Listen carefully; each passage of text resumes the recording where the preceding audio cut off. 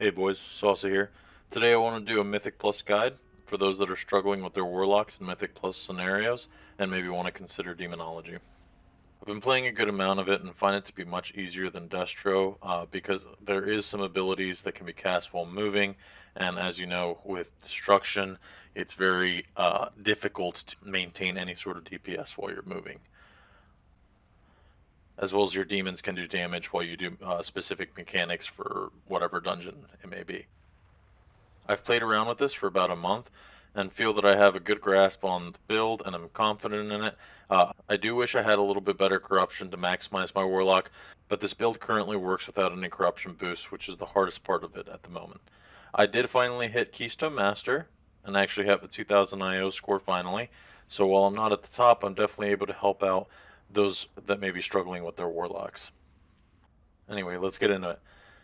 For talents, I go Demonic Strike in Tier 1 over the Bile Scourge Bombers due to the high mobility and higher keys for Mythic Plus. I feel like tanks are constantly moving mobs around, maybe due to some Sanguine or trying to lose stacks of Necrotic, or maybe even Tyrannical Weeks, just chain pulling mobs, so the tank is constantly on the move since the mobs aren't fortified. The bombers also use shards, or you can actually dump all your shards for your demonic tyrant and still be able to use demonic strength immediately afterwards.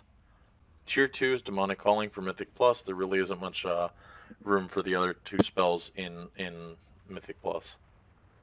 For row 45, I run demonic skin just for the extra tankiness. However, burning rush is sometimes necessary for high mobility fights. As you can tell, that would have saved me in my Siege of Bralis run for those of you that have watched the video. For row 60, it's Soul Strike. Nice instant cast ability for your Felguard to generate more soul shards. Low cooldown as well, only 10 seconds long. It can be cast while moving. Also, your Vile Fiend, since you're not playing Nether Portal, isn't necessarily going to be as beneficial to this build. Row 75 is more of a free choice. I personally like to run Mortal Coil as an oh shit button, so long as I don't get one-shotted by either tyrannical bosses or high bolstered mobs. For row 90, Soul Conduit is the way to go. When you're dumping soul shards using the Hands of Gul'dan, it's great to be able to get two in a row without having to cast a Soul Strike or maybe even a Shadow Bolt in between. Lastly, Demonic Consumption. Paired with a couple Baleful Invocations, you'll get a Tyrant hitting around 100k. Demon Fires, sometimes they crit for up to 300k depending on how many Wild Imps your Demonic Tyrant has absorbed. In terms of Azerite, you'll want to run Explosive Potential for the haste buff from Implosions, especially since the Implosion gets casted a good amount from one pack to the next, especially in Mythic Plus. I personally think that running at least one Supreme Commander is great, since it gives you a buff meanwhile the Tyrant is on cooldown, and since you spam the cooldown fairly often, you have the buff a good amount of the time. Baleful Invocation obviously is a must. At least one, I'd prefer two, but unfortunately I just don't have the Azerite for it at the moment. In the third rows, I'd recommend using Overwhelming Power, Unstable Flames, or Elemental Whirl for your best damage choices. For your essences, I'd recommend running a Vision of Perfection Major or a World Vein Major. They're both very good, as random Demonic Tyrant procs will always Demon Fire even while you're on the move. Also, when the Demonic Tyrant is randomly summoned from your Vision of Perfection Major, you will automatically get 3 Soul Shards. World Vein, on the other hand, you can pretty much use on every Demonic Tyrant you summon, granting you a bunch of extra stats. For Essence Miners, I'd recommend Memory of the Lucid Dream, Vision of Perfection or World Vein, whichever you're not using, and Breath of the Dying. You could sub out World Vein for Focusing Iris if you don't have it available to you, or if you just feel that World Vein is not as good as the Focusing Iris.